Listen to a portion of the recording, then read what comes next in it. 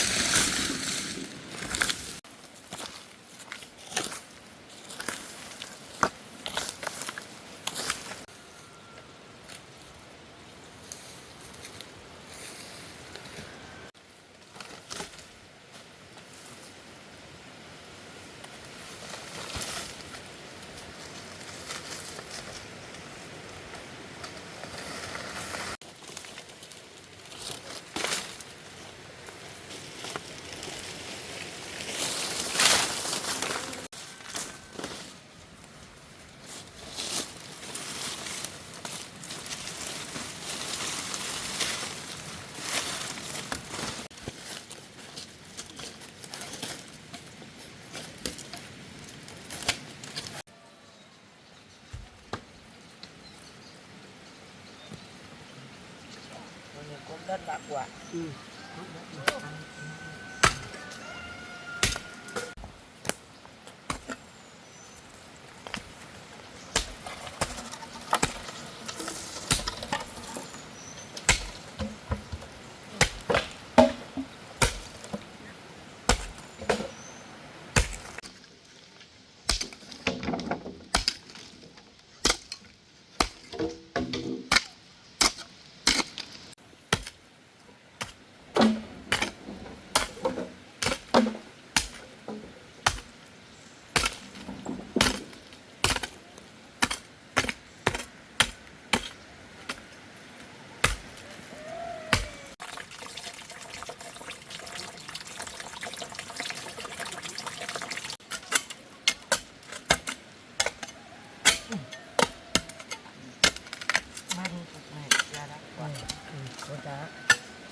Có đá nhựa đây, có đá nhựa đấy. Nào cụ tránh chân. Đây chân đấy. Rồi.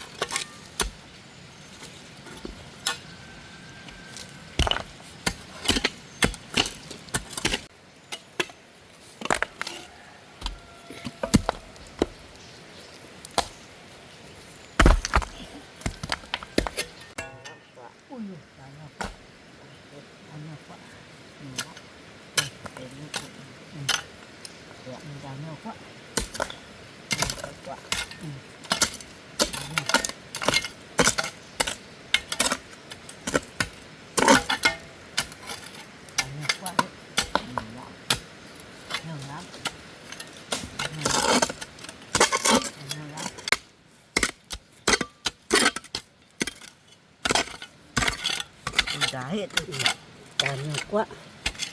Ui giời, đá nhiều.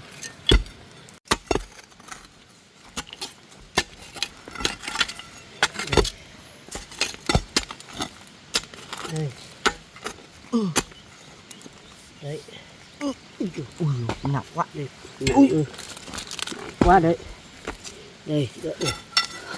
Thế rồi, đây, ở đây cũng này.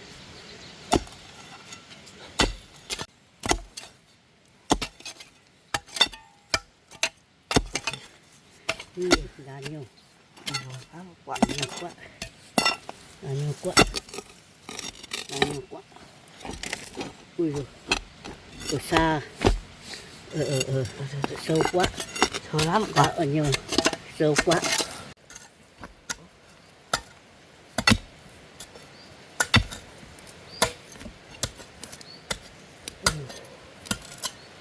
đấy Tố lắm quá. không ra thì thôi á, không ra thì thôi dùng dao thôi dùng quả bí thôi, quả bí Đá này to lắm. đá quá to quá To quá. sâu quá Sâu nữa. sâu không làm được.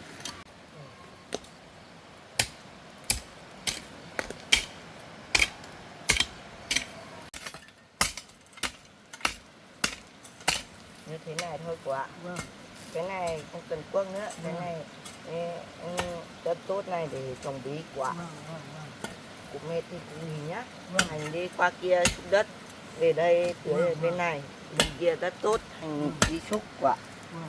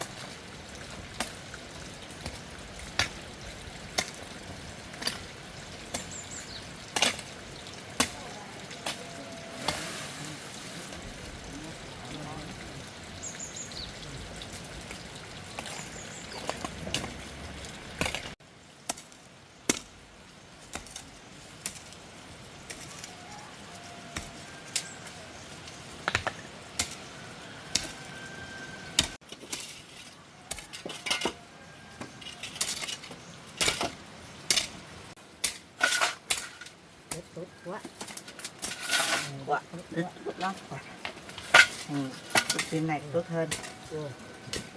Đây nó đây là lúc đất tốt quá.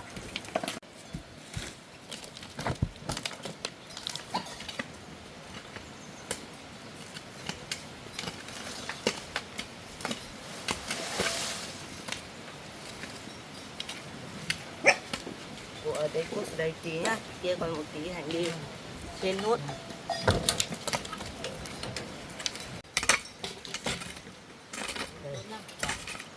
Đất tốt lắm, đất tốt lắm Tèn ơi.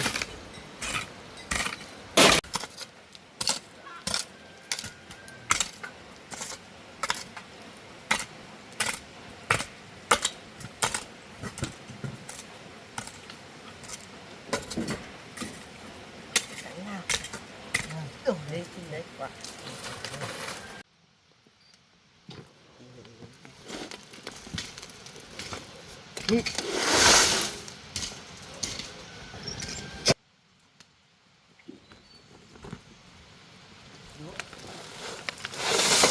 Đủ đây quả.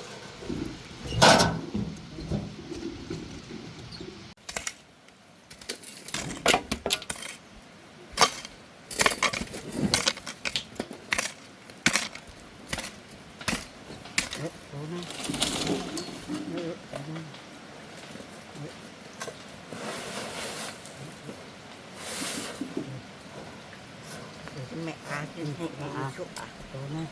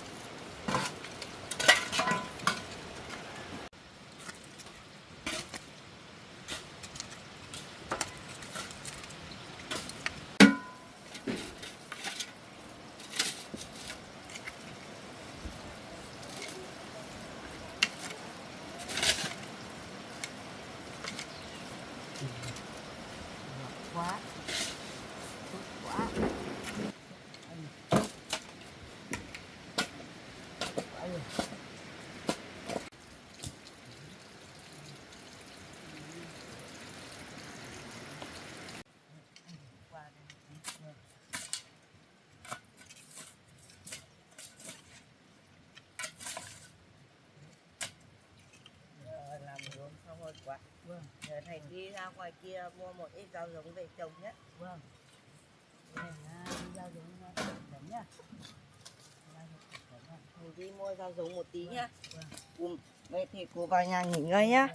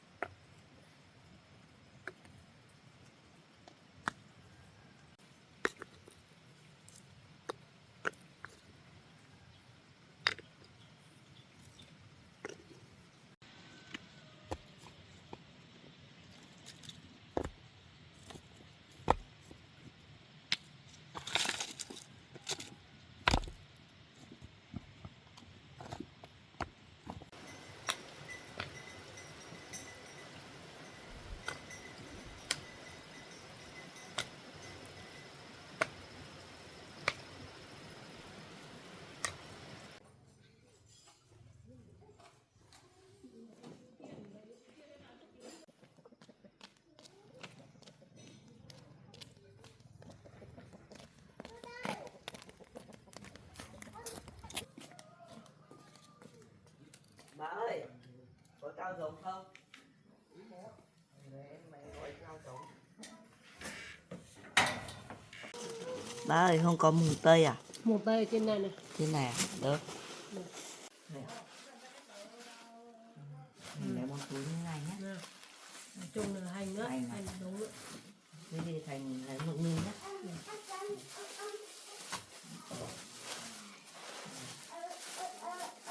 Bà không có bắp cải su hào gì à? Không có. Có. Thế thì Lấy này. rau cải trồng thì ở ngoài kia bà cho một bó kìa. Đúng. Đấy, ở đây à? Bà.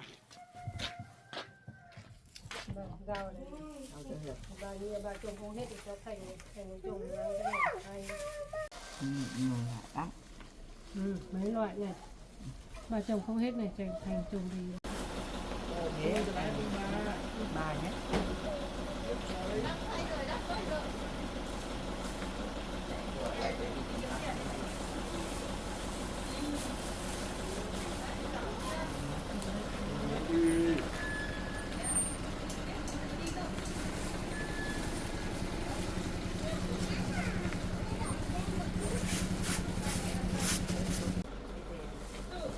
Đây thì chỗ này của Thành bao nhiêu?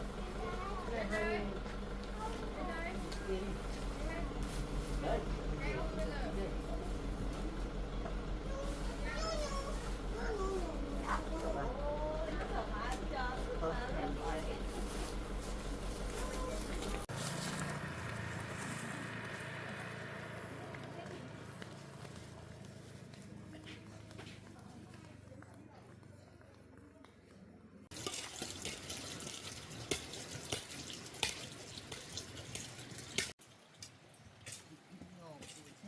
Đá nha. Để đắp này, hành vừa mua dọn mình về một ít quả. Được, bà cho mình túi rau cải nữa quả. Cho một ít rau giống này. Đây này. Giờ trồng rau cải. Mình rau giống quá. Đây có cái này nhé. Giờ trồng này.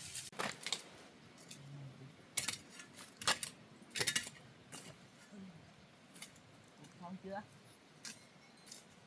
Đây, con rau cải đây, ở chỗ này đi.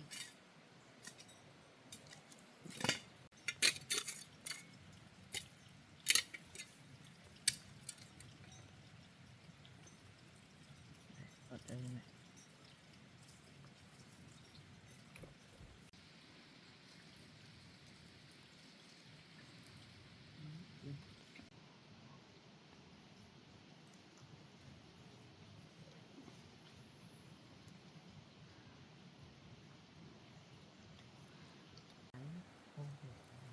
Không quản gì lắm, lắm, to Đẹp đẹp đẹp lắm, quá. đẹp lắm.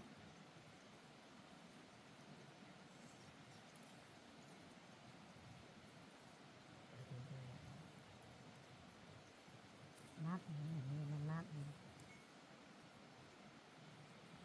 Tất tí về.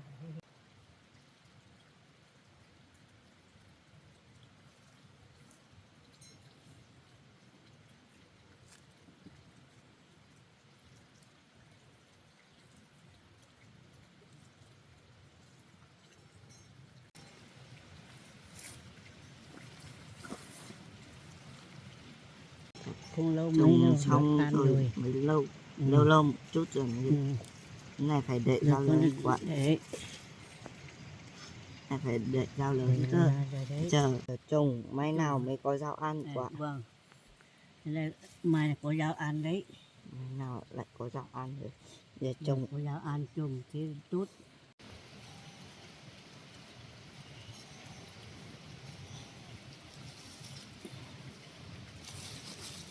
Đấy trên này cũng trồng. Giống giống này ngon lắm.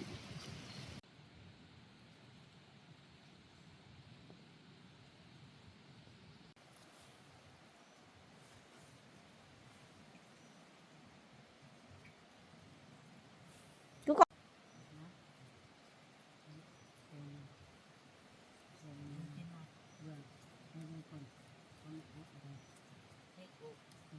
nốt ở đây tôi lên thứ hai trồng trên này trước.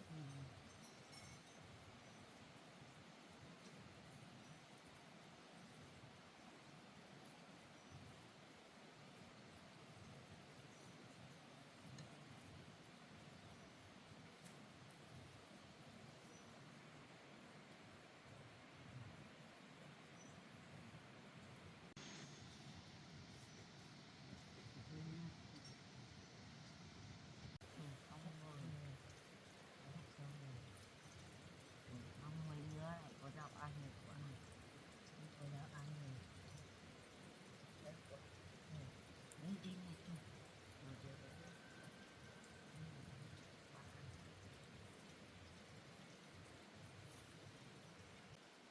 Cụ ở với Thành không được ăn thịt của lâu lâu mới được một bữa thôi. Vâng, ăn Không được ăn thịt. rau sen cũng được, muối được, ngon lắm.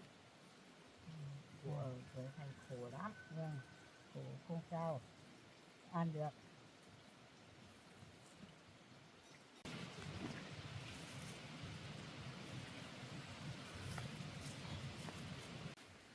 Bây giờ trồng xà lách. Vâng, Trồng xà lách.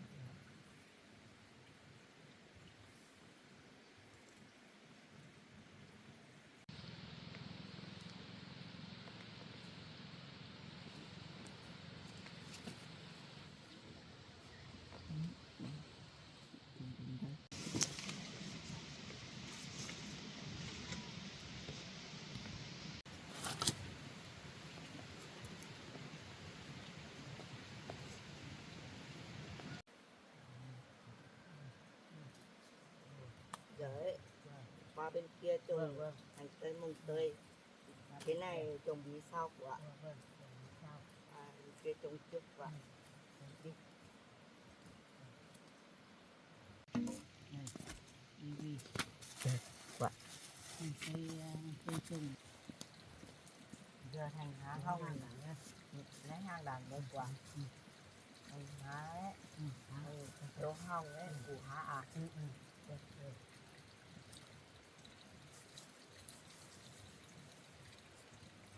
à nhé chốt à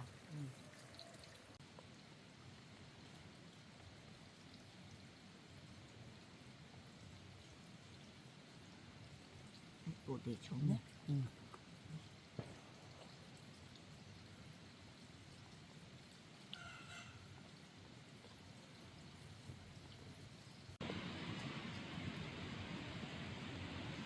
đi phải đi chi đi phải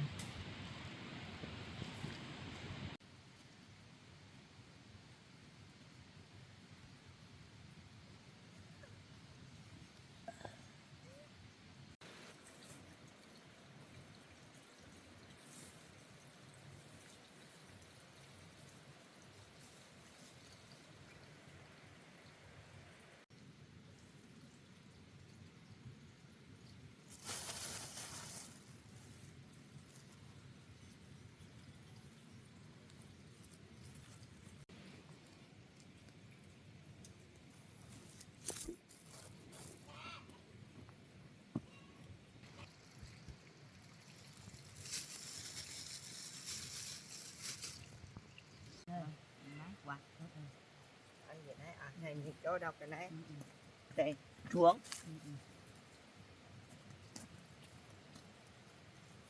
cái mắt quạt không đấy kia đấy quạt kia đấy đấy cùi ra chuối ra lại quái quạt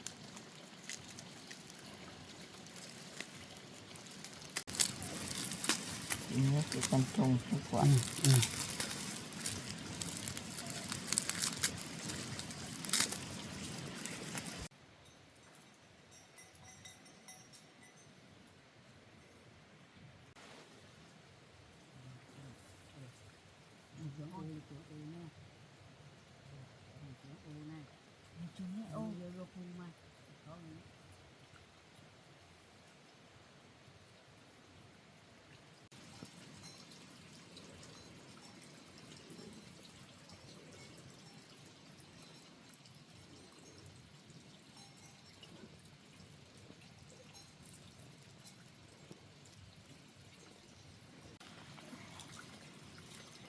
thầy hi vô buông có gì ní trừ vá quả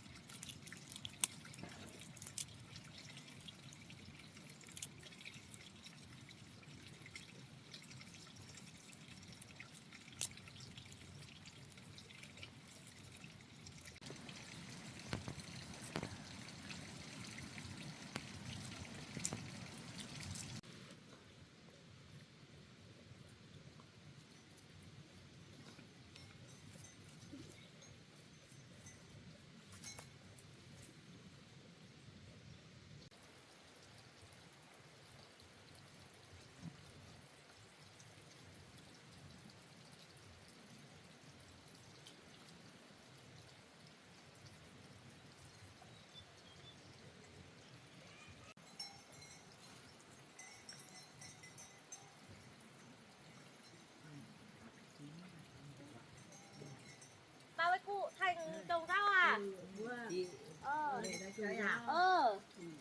cháu về à đi về chơi à chơi á Cụ với Thành cháu trồng về cái chơi gì đấy? trồng rau trồng rau đây Rau gì đấy cụ? trồng bên kia rau cải với bây giờ trồng rau cải được quả dạ trồng ở đây trồng ở đây Trồng xong chưa?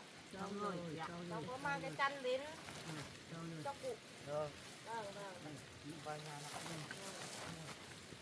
Vào nhà. vào nhà trồng ở này nè Dạ. đây vâng vâng Chưa gì mấy hôm lại thấy cải tạo được chỗ này trồng rau được cụ nhỉ? rồi rồi rồi rồi rồi cái gì đây cháu ngồi ở đây nhé Cháu có mang cái chăn ấm. vâng chăn mà Chăn ấm của cháu có được mua cả chăn á cháu có mua ít đồ vâng cho cụ. cháu mua đồ cho cụ á Vâng, đây. cháu mua bỏng cho Thành Vừa dọn nhà. ăn với cụ nhá. Vâng. Cháu có mo một cái bóng kích điện nữa cụ ạ. Ui rồi này. Tối chưa có điện. Cái bóng đấy. Mua cái bóng kích Sao điện. lắm. Nào đi sạc nhờ họ nhá. Vâng ạ. Đây, Bây giờ cháu cảm có ơn mua cái cháu khăn đấy. vấn đầu mới cho cụ nữa này. Vâng, vâng, Đây cụ ạ. vâng. Ui rồi đẹp lắm, đẹp Con lắm. vấn này cho cụ. Đẹp lắm. Trời lạnh Đây, lắm. Ừ. Con trời lạnh lắm cụ ạ. Vâng, vâng, Con buộc vâng, vâng. Cảm này ơn. con không nọ Vâng. có hội chợ đấy nhưng mà Vâng. con chưa đi mua được. Cái này Vâng, mua ở chợ. vâng, mua chợ. Ấm. À? Vâng, ấm. Đẹp. Thế đây đẹp quá. Đẹp nhờ. Dạ. Đẹp, Đấy. Đẹp lắm. Ấm. đẹp quá. Ấm, Ấm. ấm Vâng. quá nhỉ. Chị cũng mua cho em một cái. Vâng, Mũ này vừa mũ chùm vừa mũ cổ luôn. vâng nhỉ. Đấy. Ui rồi này. Thành đấy. Thành đội lên xem nào. Cho đội đi. Vâng. Thành đội đi. Tay trồng rau. Đường rau còn đen đấy. Vâng. Đội đen đấy. Ui Đấy, rồi đẹp ơi. Đẹp không? Ui rồi đẹp đẹp. Đấy. Ấm lắm quá. Ấm quá. Đến đâu Đẹp rồi quá cái cô nhỉ? cổ, ui rồi. Đẹp lắm dạ. đẹp. Ấm quá nhỉ. Còn ấm cổ nữa Ấm dạ. cổ nhá. Ấm cổ đẹp quá. Được lắm dạ. Ơi, Ui, ấm quá. Đẹp đẹp. Ấm quá. Ấm quá. Ừ. Ấm Đẹp, lắm. ấm quá. Đây, cụ. Ấm Lạnh quá đấy. cụ nhỉ? Lạnh quá. Lạnh. Đấy, cụ Bây giờ vâng. ấm quá rồi. Vâng. Giờ ấm rồi dạ. Cái bóng này tối treo lên trên nhà. Vâng, Ấm hẳn này. vâng, vâng. Hẳn Treo hẳn lên đấy, cụ ạ. trên này. Có mấy lớp rồi. Vâng. Đấy, treo ở trong đấy. Sáng quá rồi. Vâng. Bên này phải- Con có mua. đèn rồi. Ít bỏng cho cụ với Thành. Vâng. Tối giải chăn ấm ra đắt. Vâng, vâng, Dạ. vâng. Đây, Cái con này mua chăn thuốc, ấm mua này. thêm thuốc bổ. Ừ. Hôm nọ con thấy cụ ho xong Vâng, rồi. vâng, vâng, Con mua cái bổ phế Vâng. này. vâng. Thế Đấy, thì tối cụ bóc ra xong cụ uống nhé. vâng. Dạ. Thế thì Cái này cảm ơn- nữa. Cảm ơn Cái này cháu thuốc nha. bổ nữa này. Vâng. Cảm ơn cháu. Dạ. Vâng. Thuốc, cái này là bổ sung các chất cần thiết cho cơ thể.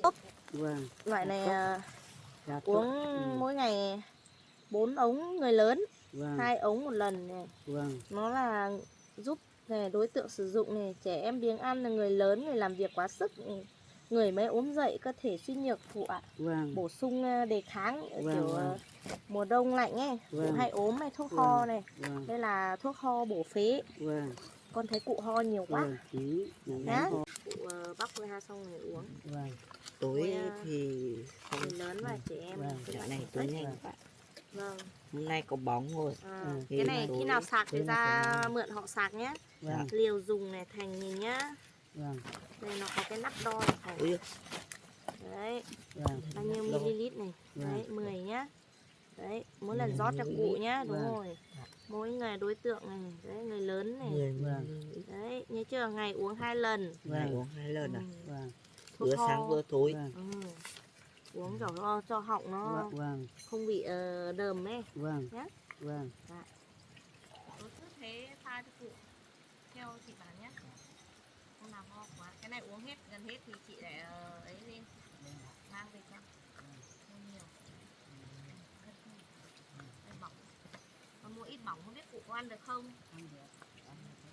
Thuốc này phải cẩn thận nó vỡ nhá. Vâng. Vâng. Ở trong này có mỗi ống nó dài như thế này có 10 ống.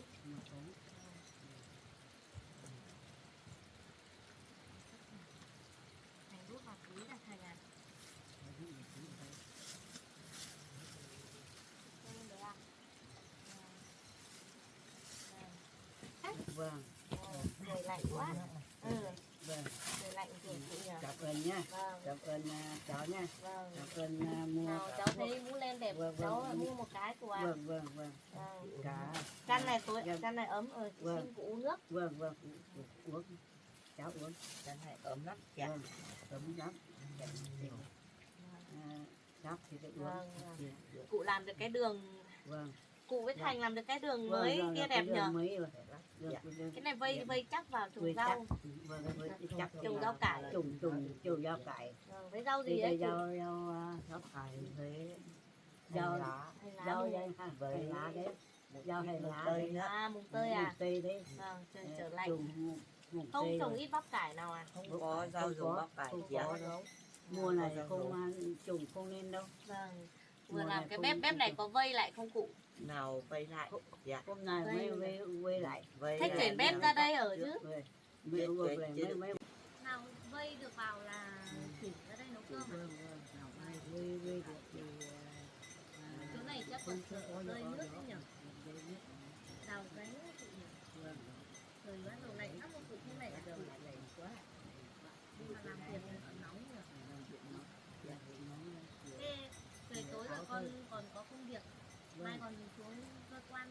vâng Con phép con về mấy hôm nữa chị lại về chơi nhé. vâng vâng vâng cháu có việc làm gì thì lúc nào ok nhé Vâng, mấy hôm nữa cháu về chơi chị vâng nhé. vâng Cháu về đây. vâng thì cháu Về đi nhá. nhé Dạ. cháu đi thật Dạ, nhé về nhá. cháu đi thật nhé Trồng rau, lấy rau nhé. Chị về cẩn thận nhá. về cẩn thận nhé cháu về cẩn thận nhé Vâng, con về đây ạ. Chị về rồi chị Quả. Cháu về đây. Chị về cẩn thận nhá. cháu Thành cứ vào nhà làm việc đi ạ. Dạ. Cháu về luôn ạ. vâng Mấy hôm nữa cháu mua được ít thịt rồi cháu mang về cho cụ. vâng Dạ. vâng vâng vâng Về vào trồng rau tiếp đi nhé. Rồi chị về cẩn thận nhá. Vâng. cháu về cẩn thận nhé Vâng. lúc nào về chơi nhé Vâng ạ. vâng Cô vào nhà rồi. vâng vâng Đi rồi. Cháu. Chị ấy về rồi. Chị Vâng. ấy tốt quá. vâng vâng cháu về rồi bây giờ cảm ơn tốt quá đấy đấy đây đấy đấy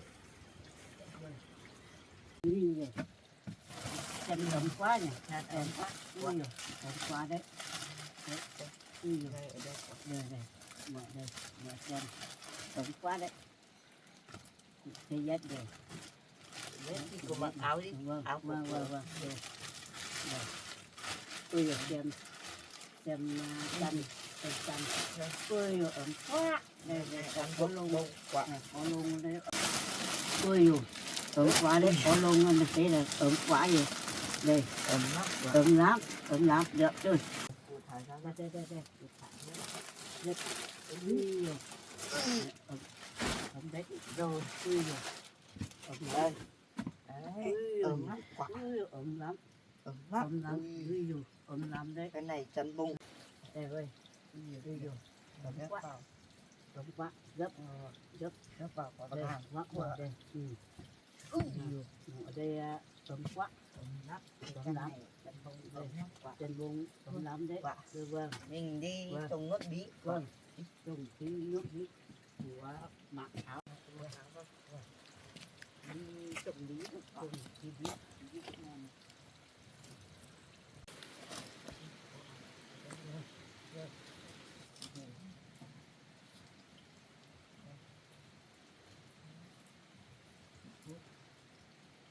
Đấy, thả. Đây. Đấy, được Đây, rồi. nhiều. Nắp hạt vào nhiều một tí. Nhiều. Không thì nó không nở ra được thì vâng còn có hạt khác quả. vâng Cướp xuống đi. vâng cúp mà Cướp Vâng. luôn quả. Anh qua đây hả? vâng Rồi,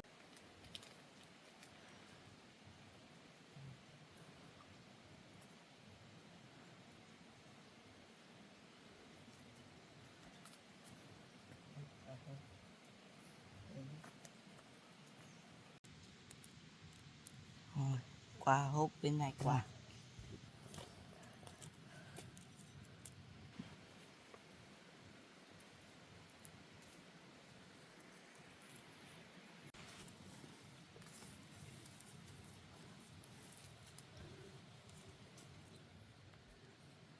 Cướp một cái hồng đấy nữa là xong rồi.